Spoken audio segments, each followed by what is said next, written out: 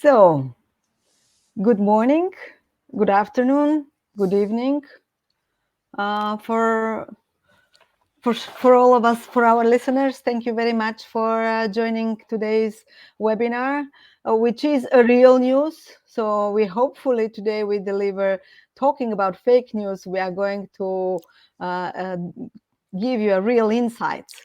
And real key takeaways. So I have with me Nidal Abuzaki, who is managing director of Orient Planet Dubai, who is going to tell us more about fake news. And I was personally very interested and intrigued to probably discuss a bit more about fake news in the Middle East. Is it so different from the fake news that we need to deal with here in Europe, for example? But Nidal, over to you. We are very much looking forward to your presentation, to your real presentations about fake news today. Thank you, Svetlana. Good morning, good afternoon to everybody. I guess that we have audience from many countries. So thank you for attending this webinar. Hopefully you'll find it useful and insightful. So what we are going to discuss today, basically about fake news and the solutions, how we are going to deal with this issue, which is becoming quite complicated these days with the social media presence. Before that, I would like to make a very quick introduction about myself. So I have more than 26 years of experience in the communication field in the Middle East. We are based in Dubai with offices in 10 different countries in the Arab world.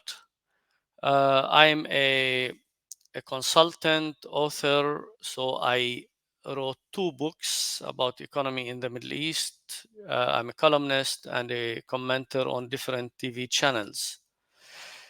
So over my 32 years of experience, of course, we had a lot of incidents where there is fake news, we have to deal with crisis communication and so on.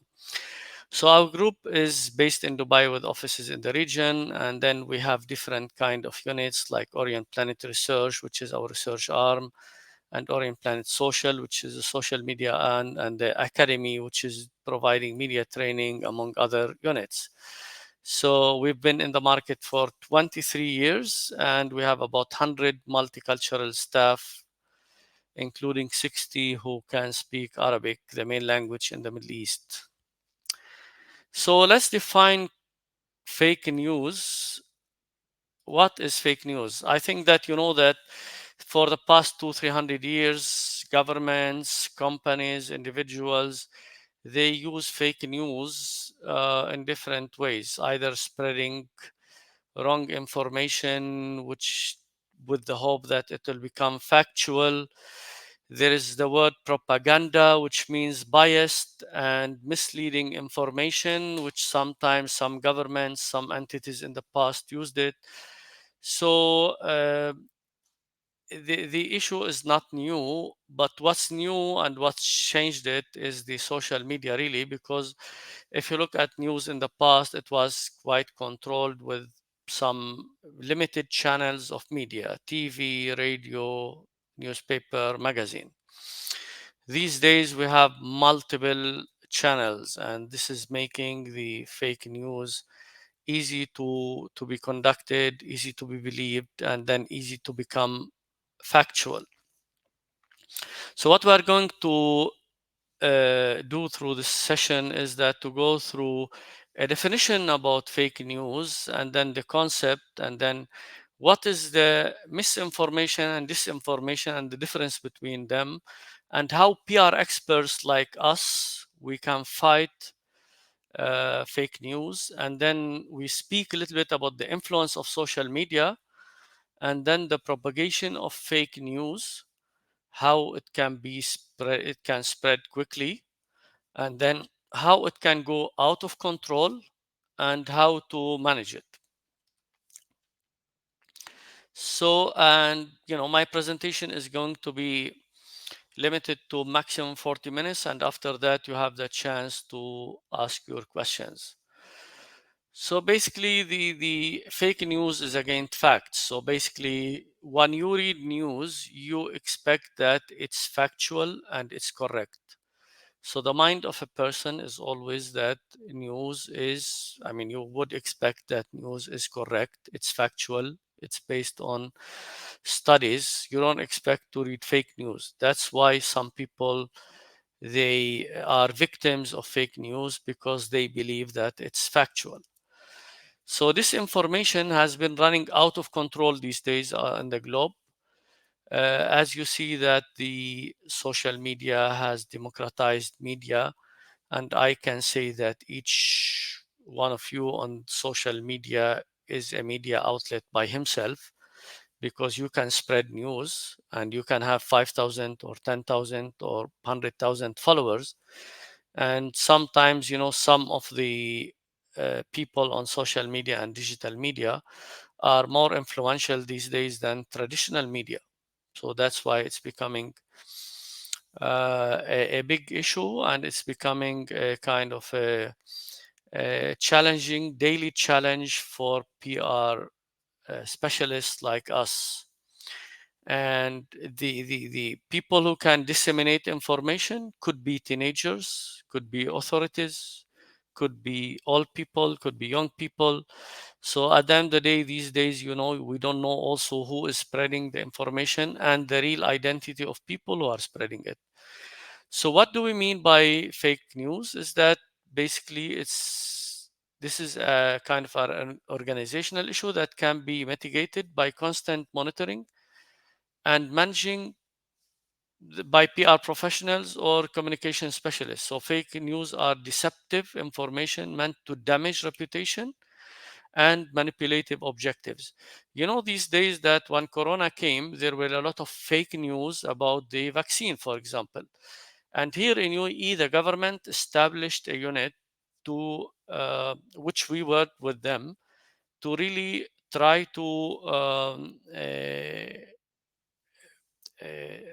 protect the society from fake news and from rumors, because it was easy to spread rumors and people to believe it about the vaccine, about the treatment, about whether it's a conspiracy, whether it's a virus, whether it's killing, whether it's having side effects now or then or later.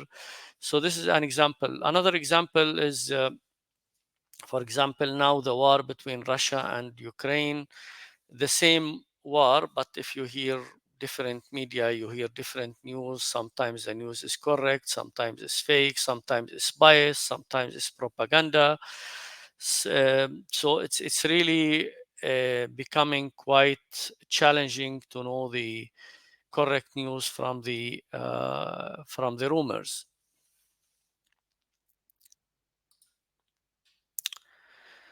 So what is the disinformation? Basically, what can lead us to disinformation? First of all, misleading headlines.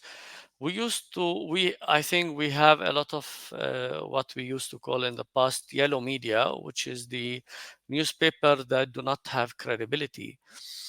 And these days, a lot of social media outlets are giving misleading information, or they are playing with the titles of different videos and content to make it viral. So you read something very enthusiastic or a title which is propagating or it's not correct. So basically, deceptive headlines can cause us a problem. For example, exaggerating an issue about a certain country or about a certain product. It could be about soft drink, it could be about pharmaceutical, it could be about any kind of product or service. Another kind of disinformation is sarcasm. So when you use it as a joke. So for example, April Fool, you can spread information which is wrong and then people will believe it. And then after the damage, you tell them that it's April Fool or I was joking. So basically, this kind of information is quite dangerous. Also, the irresponsible journalism, because there are journalists who like to exaggerate, or they make mistakes based on unprofessional behavior. They can publish information based, publish stories based on wrong information without checking the facts, or they use inaccurate information, or they used a rumor, take it and then exaggerate it, uh, so that it can spread. uh, those people usually are not really intending to do this kind of damage, but because of unprofessionalism, or they don't check the facts, so that they are spreading wrong information. And this is the most dangerous one, is that one is intentional. So basically, as you know, these days there are a lot of dark rooms all over the world, companies that are spreading wrong information, either to affect an election in certain countries, like what happened in the USA or in other countries. Some competitors, so you see one pharmaceutical company will pay somebody to spread wrong information about their competitors, or about a certain a drink, or a certain kind of product. So basically, it's easy these days to spread rumors, to do videos, to put wrong facts, and then it will spread. And then it's easy also to get a quick publicity. And then by the time that you want to control the damage, it's really hard. And we had one case in Egypt recently where suddenly somebody is spreading wrong information about noodles, which is a food product that's coming from Asia to the Middle East.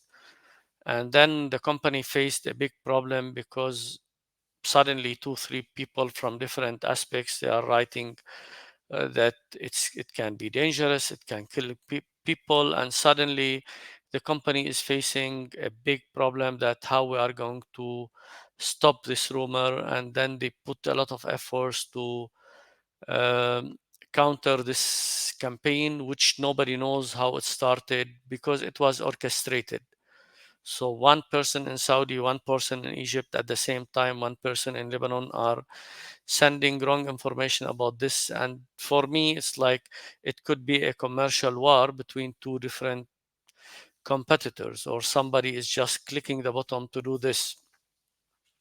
So when this is happening, we really need to say who is the people who are benefiting. So if there's any deceptive information, if there's any campaign against a certain product, we want to see who is behind it. We, as the brand guardian, or the reputation managers of our clients, we want to know who is spreading this information and what will be the benefit of them, so that we know how we can stop it. So what leads to disinformation or to fake news?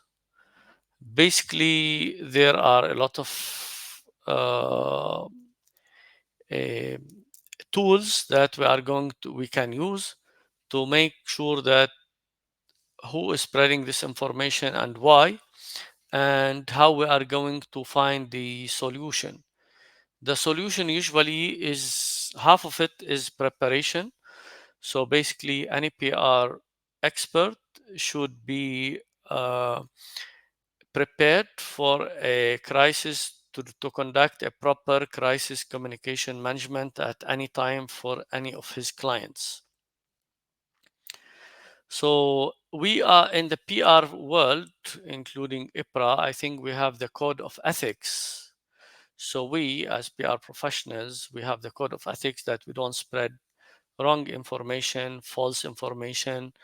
We always are trying to behave in an ethical manner, but we cannot control also the other media. So we in PR, we should always say that we have an ethical code which we follow, and then we should be sincere in our PR work. So we select our customers. In the past, we got the opportunity to work with customers, for example, in tobacco, or in different kind of products that are damaging for health, or sometimes we reject, because we think that we cannot send wrong information to people if the product or the service that we are going to promote is going to badly and negatively affect the society and the health of people, for example. So we in PR Word also we search how to base factual information. Here in the UAE, we work with different government organizations, and one of the main things that we have is that we have to base all our press material and our storytelling exercise on facts and figures with proper resources and with professional resources. It's not like going to come from anything on the websites that information on the websites that can be right or wrong. And then we have to be proactive always to make sure that we protect the interest of our clients if we are an agency, or the interest of our companies if we are working as PR specialists inside our different organizations or companies. So we feel that we are the reputation managers and we are the brand ambassador for the brands that we present, so that we may want to make sure that from our side we always present right information to get public confidence and credibility for what we produce as content, whether it's PR or press events or social media or digital media or any kind of media outlets that we use.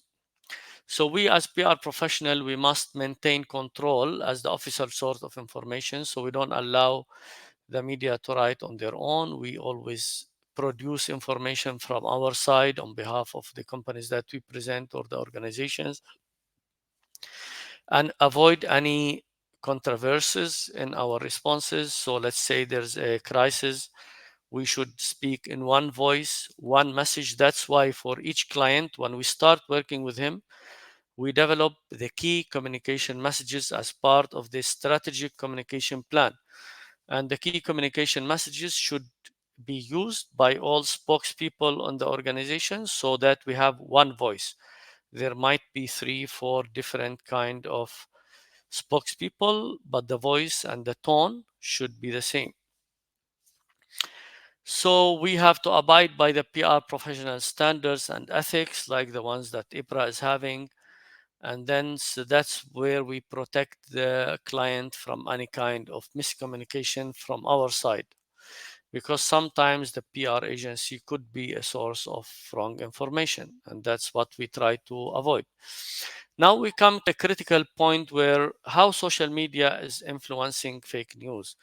Basically, when social media is start to becoming popular, that's where people like us are facing big challenges with the all the false news and criticism and hidden agendas that people in social media can have, because the credibility that used to be in the past with the print media is not there in social media, unfortunately. I mean, fortunately and unfortunately, because the social media could be a good tool and it could be a negative tool. It could be a tool to provide correct information, it could be the tool to spread wrong information, and sometimes it can damage the reputation of people, organizations, products, services, and even countries. So before we used to have credible sources, professional journalism, and limited media outlets. These days with Facebook, Twitter, Instagram, and now Threads, I think that there's a new manner to create, exchange, and consume information in an open way, and then there is no way to control it because you cannot control the social media.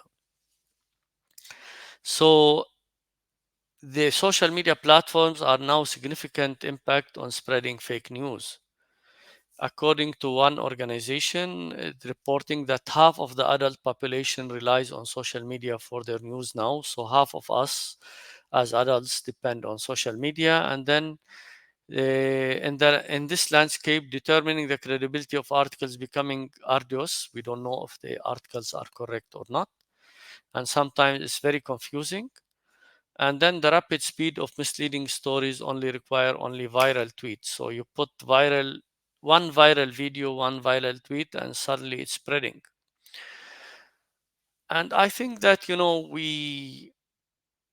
lot of facts are not clear till now. I mean, for example, the coffee companies, they send you articles and videos about the importance of drinking too much coffee, and then another medical institute will say that you should not drink too much coffee, and then another one about tea, and another one about, I don't know, different kind of medicine. So basically it's becoming so easy now to spread news. So at the moment, there's growth in fake news as there is growth in social media outlets and users. There is a growth in fake news. And then, because today people are using social media for their daily news source, so there is no dependence on the traditional mass media. So we in the mass media, so such as editors, publishers, uh, who were putting a lot of efforts to confirm the veracity and the credibility of news, or the credibility of news nowadays is not existing. So basically there is also tools like WhatsApp. So basically somebody is sending a rumor, then it will be shared with other people, and then it will become viral. According to a survey by Reuters, people's media consumption pattern have altered. So now 40% of media of people worldwide uh, now shunning mainstream news, up from 29% in 2017. So in a few years only, people are now avoiding mainstream media. And then during that time, worldwide news trust fell to only 42%, with only 26% in the United States. So basically, people now are not believing news all the time, and then they are depending on different kind of sources. So for example, for me, I read traditional media. My children, they go and follow the social media channels. So as we have younger generations, people are getting information from social media, and the challenge about this is that we don't know the credibility of the news or the information that they are getting. So again, like, social media platforms offer a transparent space where individuals, of course, social media is now open for everybody, and this is democratizing information so that nobody is controlling it. But again, in the middle of this, there is definitely people with hidden agendas. There are dark rooms who are spreading information, wrong, correct. We had recently an issue with a pharmaceutical company where they say that their medicine is safe, and then another, tools that the medicine is causing heart attacks. So again, like, sometimes really you don't know where is the correct news. I mean, really, even we are experts with a lot of experience, we don't know sometimes whether the news that we are reading is correct or fake, or if we read two contradicting source of information about the same topic, which one is correct. So now Facebook, YouTube, and others are acknowledging the issue of false information. They are trying to issue uh, tools and measures to fight it. But at the end of the day, it's really hard to, at this stage, to stop the dissemination of news, different kind of content on social media. So the complexity of this problem often causes sympathy from for social media corporation, as controlling user shared content may be perceived as censorship. So usually, I think some of us, they face the issue that some of the videos, they are removed by Facebook, by LinkedIn, by Twitter, and you don't know the reason, because they have put a tools, whether it's artificial intelligence or manual censorship, and then sometimes they are infringing the right to free speech. So that's a fine line between censorship and the control that they make. So the propagation of fake news, what will be the source? Historically, it was the yellow journalism. I think this is an expression very well used in London, that there was the mainstream media and the yellow journalism, which is the newspapers that are exaggerating stories and then spreading rumors and so on. It was used, propaganda was used extensively in World War One and Two, and these days it's used extensively by some governments, and it's part of the so-called the soft war between different countries. So scams, I think in the 20th century, in 1938, there was the expression war of words. So basically, how to use words to describe anything that's going on. And then the spoof news, where the Onion, the Daily Show, and the Copalt Report has used irony and humor to mock and attack the news industry and politicians. So, for example, so this is again sometimes can destroy the reputation of people. These are some examples of fake news that affected or damaged the reputation of different companies. So, this is about Volkswagen, which have spread news about fake emissions testing in the US, and this caused them a loss of $10 billion. And then they took several years to win back consumer trust. There was an article, false article about Elon Musk in 2018, which went popular on social media, um, about or about like some kind of you know fake news about Tesla, and it caused them that the stock price fell down and they lost billions. Another example also about Tesla is that that a story which is not true alleged that an autonomous robot was struck by a Tesla Model S and destroyed in a collision. And then this video quickly gained popularity, and then several media sources ran headlines with the assertion that self-driving Tesla car kills robots. So basically, there's one more example from the CEO of Pepsi, who allegedly accused President Trump that stop using my product in a false news story. And this went viral in social media in 2017. And then this caused that a lot of Trump fans boycotted Pepsi goods, and this caused the stock market to drop by 2.5%.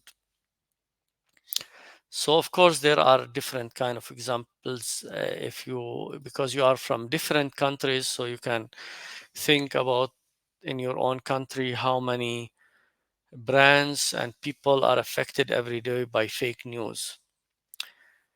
So what will be the impact on us as PR professionals? Because at the end of the day, we are the guardians for the brand of our customers. We are the reputation managers. We are the people who are protecting the brands that we present. So basically, the impact of fake news, it can harmful for the reputation of the company. And then once the credibility is lost, it's very hard to gain it back. And then there is loss of trust, because at the end of the day, all brands, all institutions, all banks, financial organizations, government bodies, they are depending on the word trust. So if this trust is damaged, it's taking usually a lot of work from PR professionals to correct the or to remove the damage that's happening. The misinformation, which could be either intentionally or unintentionally done, and then it can result in changing the perception of people from being positive to being negative. And then we will here speak a little bit about crisis communication. So crisis communication is basically the process that we as PR practitioners should take to counter any kind of reputation damage for our clients or for our organizations. And the best thing about it is that we can prepare for it, we can prevent it, we can study it. So good multinational companies that we work with always have crisis communication manual. They do practices and exercises, and they predict the scenarios for the crisis so that whenever it's happening, they can really act fast. I mean, we had two incidents in the Middle East where one airline, they had fire, and within 90 seconds, they evacuated the plane and the airplane and the airport, and they issued the first statement after 20 minutes from the incident.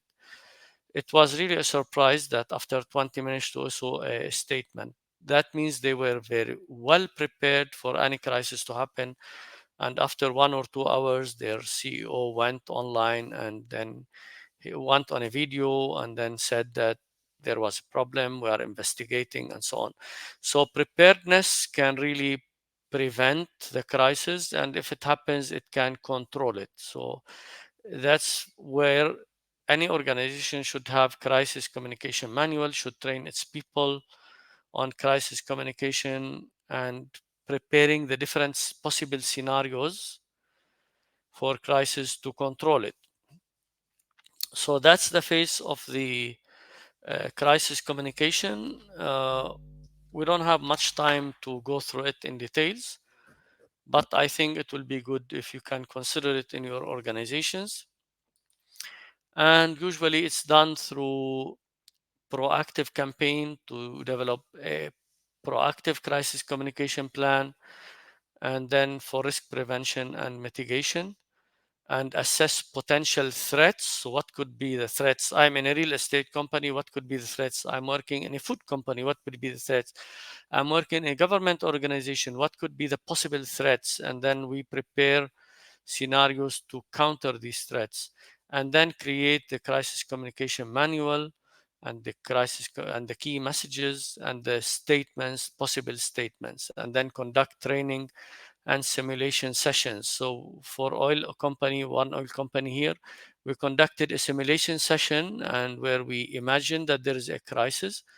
And then we were able during this simulation exercise to pinpoint a lot of weaknesses that they had in different kind of the process. So in crisis communication, there are three elements that we need to consider: prevention and planning. We should not like have any crisis which is unplanned or expected. And then we have to put uh, in our agenda how we are going to respond to the crisis once happening, and then the response should be quick and effective and measurable, because sometimes there could be a small rumor on a website or in a unknown media. We really don't need to overreact. So sometimes we can solve the crisis by ignoring the information.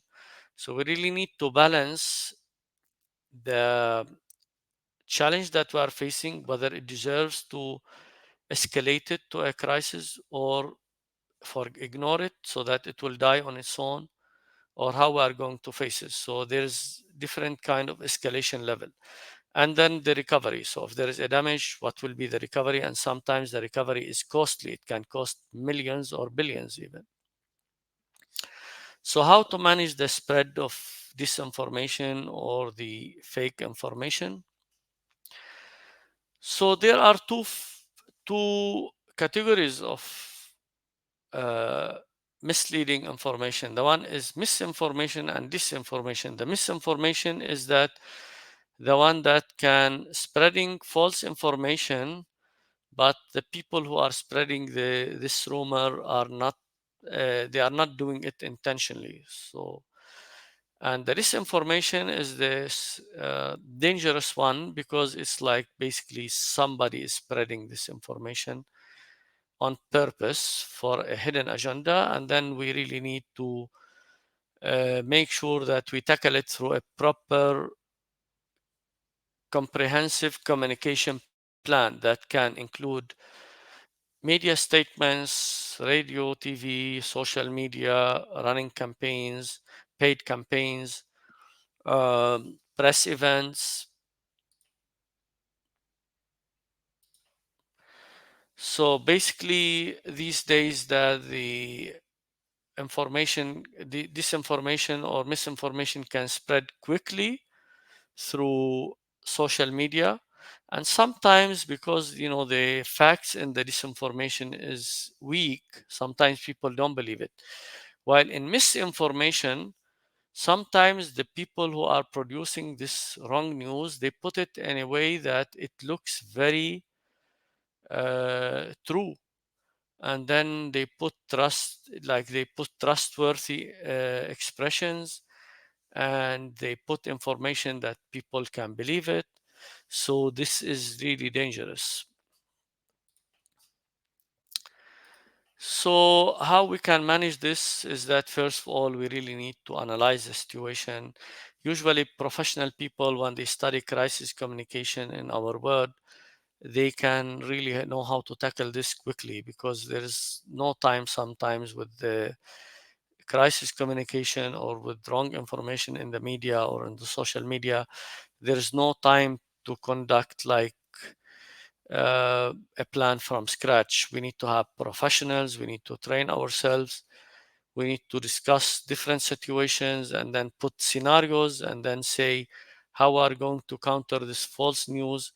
We have to put web crawlers like Google or any other tool, or social media listening tools that the softwares are available these days. They are not expensive, where they can collect for us any false information about any topic and where it's published, so that we can tackle it in real time without losing the useful time that we need to that we really need before the rumor or the misleading information is spreading. And then, of course, we use in our word the word storytelling, that okay, it depends how you present the information. So basically, if we are in this webinar 30 people and we are given the same task, each will write different kind of narrative, each will write different kind of storytelling, so that we need to prepare the right answers, we need to communicate through the right channels, we need to develop the key communication messages, the quick response. This is how we are going to manage it. So I think this is coming to, I still have two more slides and then I'll finish my presentation and then you can ask your questions.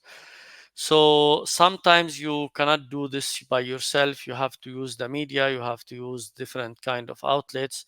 So that's why it's very important to build good communication with the influencers in social media, with the media, so that when there is something like this, you can use them as your friends, because then you develop good relations with people. And sometimes the you need to use these kind of media outlets, whether they are social media influencers or media outlets, to make sure that they spread good content, positive content about you, your organization, or the brand that you present, so that they are that means the good news is coming through third party, not through you, because sometimes people think that if company X is spreading news, is that it's not credible, while if a third party is spreading it, like a TV channel or a credible social media platform,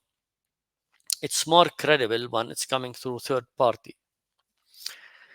So what will be the healthy PR environment for us is that we need to use original and innovative campaigns to show our clients with fake truthful information. And then we need to spread information in the right way about our clients with the right information and credible information. Use the code of ethics for us as PR practitioners. And then the news should look real and people should believe in it because it's real and credible. And then we use media monitoring and social media listening to encounter any kind of positive or negative reviews or mentions. And then we need to make sure that we have the right plan in terms of crisis, how to encounter fake news. So this will be the end of my presentation, and I will leave the rest to some questions if you have any. Nidal, thank you so much. And this was very, very insightful for me. And we already have some questions that we will start answering right away. So, um, but before that, let me just share with you one fake news that's my favorite. I personally uh, I cannot say I enjoy, but I find it really, really, really strange that up to one third of young Americans aged between 18 and 24 years believe that the earth is flat. This is a fact that's scientifically proven that these people, although numerous evidence that the earth is round, they still believe that the earth has the form of disc or a plate, which actually speaks to a trend you highlighted earlier, the fact that we live in an enormous information storm makes people believe what they are more likely to believe versus what is scientifically proven. Another key takeaway from your webinar, your insights, is that actually, to me, PR practitioners, they're always connected to the organizations they serve.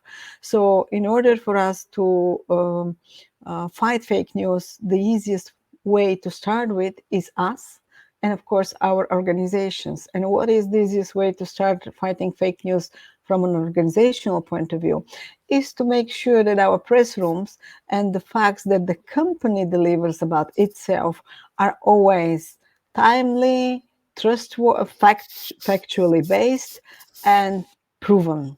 That the company itself does not manipulate the facts and the truth about itself. In this way, it can the company press room, for example, or the company website can become the single source of truth for this same company. And if we have many companies starting doing that in an ethical manner, that we will have less fake news spreading in. Right.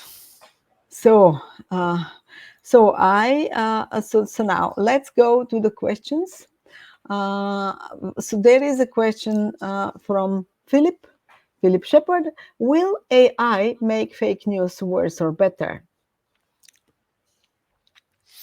Well, I think it's early to judge, but the first test on AI articles is that it can spread fake news easily because artificial intelligence, people tested it on different kind of articles and topics, and sometimes it's giving wrong information actually. And this is at the moment it's unintentional, but I think that in the future there will be people with hidden and organization with hidden agendas, so that they will use artificial intelligence to spread rumors, fake news, propaganda, and biased content. I'm sure of this. Hmm. Okay, we move to the next question that happens to come from Anuj Sarma, editor at Orient Planet. As social media has become a widespread platform, how is it possible for a layman to distinguish fake news from credible news? What are the differentiating factors that we must keep in mind? Well, I think that the common sense, because some of the fake news really is packaged in a way to look more original than original news itself. So I think that recently we know that if you see all the videos and the content about Corona, for example, saying this is a recent incident, You read different kind of reports about the conspiracy of the vaccine, and then people will, so they put facts and figures, and sometimes you start to believe this kind of fake news, and then it's really hard to sometimes differentiate, because you read two different reports with two contradicting information, and both of them they are used facts. So sometimes wrong facts, if they are promoted in a good way, in a smart way, they become the facts. So wrong information will become the information if it's packaged in a good way, and if people believe in it. So it's really becoming a tough job for social media platforms to put censorship or to control this kind of fake news. It's very hard for media to do this. So basically, the governments are playing a major role in defining what's the fake news and what's not fake. And sometimes it's debatable, because in the US there are different topics, and then people will say that this is the truth, and some other communities will say no, this is not, this is wrong, and this is the truth. So we can give different examples, but we don't want to go into names and sensitivities. But I think the idea is clear, that sometimes it's very hard to differentiate. And I would point, I'll go back here to something you said earlier, that today anyone with a smartphone and with 1,000 followers is a media on its own. So then we should probably try to also act as journalists. And I remember in my young times as a reporter, my editor-in-chief wouldn't post any articles of mine if I had not delivered at least 3 independent evidence that the facts that I'm dealing with are truth. So I would encourage, and I'm doing the same when I uh, am in doubt with the news or facts or an article that I read online. I always try to search for alternatives or at least 3 different sources to state the same news. Then I'm sure it's true. Yeah, Or another possibility would be to try to come to the source of the news and double check whether it's true or not. yeah. Your case is that when there is professional journalism, but when there is people with different kind of mobile phones on the streets, they can write whatever they want. So basically, there is no regulations as such.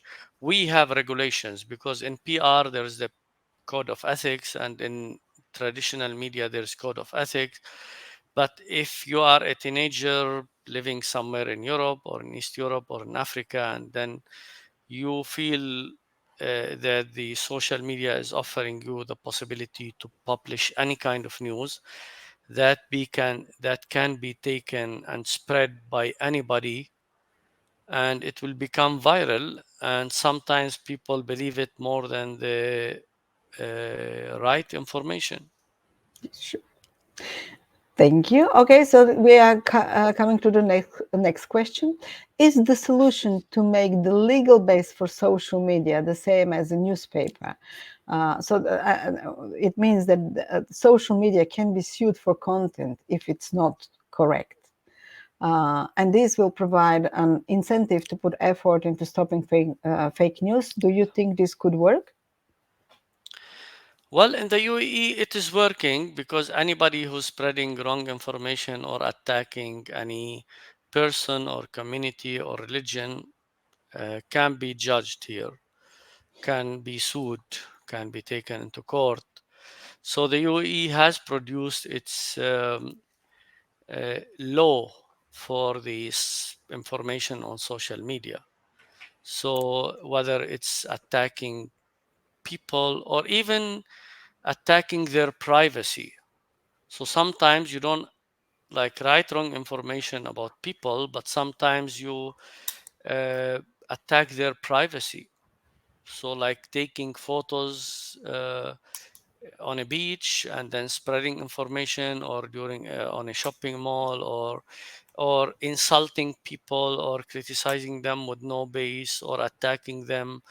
So there is a rule, but it depends from one country to the other. Basically, Facebook, Instagram, LinkedIn, they are all trying to put some kind of censorship to control this kind of fake information or anything that they doubt, because sometimes also they remove content that's positive and is not fake, but their systems, their artificial intelligence systems, is seeing in this possible fake information, and then they remove it. So basically, it's very challenging because also the number of social media users is increasing. It's easy to control 10 newspapers, 10 magazines. It's not easy to control 5, 6, 10 million social media users who are producing content every day. And there's great possibility that on daily basis there are people who are producing wrong content intentionally or unintentionally. Mhm. Yeah. So it's becoming very challenging. And as you are based in Dubai, do you think this law helps? Does it stop people from spreading fake news? Yes, of course, because that, at the end of the day, here they say that people are free to write on social media as long as it's not like hurting or harming other people.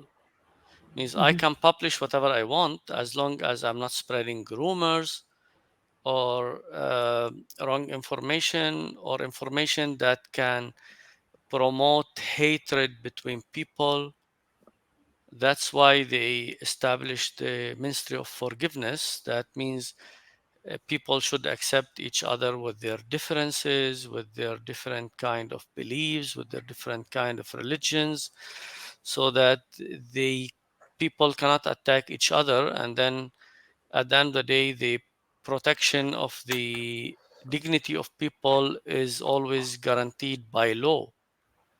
Means you cannot attack a person without any evidence, you cannot attack him in public, you cannot attack him on social media, you cannot attack a product without any evidence. Otherwise, that if they leave it without a law, then the whole society will be in chaos. Means Mhm. anybody will write whatever he wants. Yeah. So respecting the laws of the country is a major factor. You are very right. So then we moving to the next question. So, is that the current trend of citizens journalism has increased the spread of fake news to an extent that the consumption of news has tradition towards sensationalism? What do you think?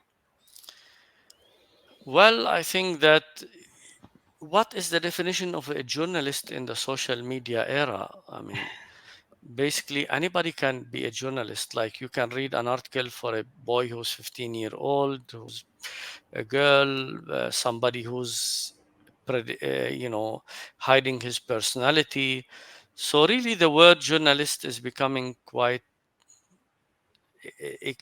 elastic. Before, a journalist used to be a title. You study journalism, you practice it in traditional media, you have a record as a journalist, whether you are an economic journalist or IT or fashion or social. But nowadays, anybody can be a journalist, really. And then I think the definition is becoming quite elastic because uh, there is also the kind of silly news, I mean, or silly information, because a person who's shaking his stomach is becoming like an influencer with 2 million followers, and a university teacher who writes about intellectual topics, maybe he has 5,000 followers, and the person who's dancing on social media is having 5 million followers. So in reality, the real journalist is the one who's having 5,000 followers on Twitter or LinkedIn or Instagram or whatever tool. And then the person who's dancing, who's having 5 million, is not a journalist, but he's more influential. I think that in the future we will have an issue between how to define a real journalist, especially that these days the artificial intelligence can produce also articles. My friend here produced a book using artificial intelligence. So he Mhm. said that The authors of the book are me and the artificial intelligence program. Just imagine that the artificial intelligence system can produce a book now. So is he a journalist? So it's really hard these days to define a journalist. Well, I tend to disagree. Being a journalist, I still think that there is a difference between what journalists do. I mean, what the true, real journalists do, because it's a huge task to write an article, to write it properly, with a language and style, and that's facts proven, etc., etc. This takes so much effort and time that in no way can be compared with someone with a smartphone and a belly dancing with a 5 million. And it's exactly this is the fight that we in the PR industry will have to take to the next level to still prove that there is a need for a real professionalism that comes from journalists, from PR experts. And thank God we are still away from the time when AI will take our jobs, I believe, because still AI has no moral compass, right? So the only moral compass for integrity and walking the truth, walking the talk, and telling the truth and delivering on what you promised and doing things you said you'd do and telling what you will do and being consistent in all that is still a human prerequisite. And PR practitioners and journalists are the guardians of that type of integrity, which makes me believe that there is a hope for our profession and also for the profession of journalists. Yes, I agree with you, but then there is the challenge that there are so many bloggers and some social media people are really good editors. Sometimes they produce good articles and sometimes people read them more than the traditional news. So that's why the term journalism these days needs to be really redefined. Mm. Who is a journalist? So if a person is quite if a housewife at home or an old person who's retired is writing good articles, is he and the interaction with him is good, so is he a good journalist compared to maybe somebody else who's producing good articles also, but he don't have any kind of influence? True. And as we are approaching the top of the hour, let me thank you once again for this insightful presentation and discussion. And if I can wrap it up, so today it may seem to us that fake news is taking the elevator to go to the top. And while fake news is doing this, the real and the factually based news is taking the stairs. Sooner or later, they'll meet there on the top. So that's our hope. Thank you very much. And to our audience, please feel free. If there are no more questions in the Q&A tab, but if you still have questions, don't hesitate to reach out and continue the discussion also on our LinkedIn group. Thank you very much. Thanks for IPRA. Thank you, Svetlana, and would like to thank our audience. And we wish you a nice day. And hopefully, this session was successful in passing the right information to you and you found it useful. Thank you and see you next time. Thank you very much.